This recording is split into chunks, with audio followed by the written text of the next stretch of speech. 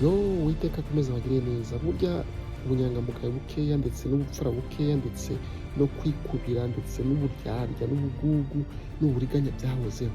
Hari igisonga kibi kiboneka muri Bibiliya muri Luka ahagana ku gice cya 16, aho icyo gisonga ngo cyasigiwe imitungo na sebuja, ariko iyo mitungo ntabwo bari bayigihaye, ko ari kugira ngo kiragire, donc ni nko kuba umukono nawe.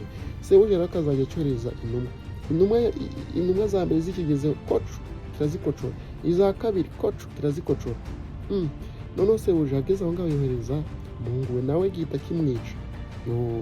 Ubwo bigeze aho ngaho nyine kikazajya kibwira abantu ati mwebwe mugende mwandika bikeya ku madeni mubereyemo databuja, kugira ngo nyine kiramureho kwaje abakomisiyoneri. Mwebwe murabizi, ntabwo ari byo kubabwira kenshi cyane, murabizi uburyo mugenda muturimanganya, iki inzu ngo irahenze kandi idahenze, kugira ngo ka kantu karenzeho nyine ugakocore, noneho muhereze komisiyo na nyine ngira ngo uhereze ni komisiyo.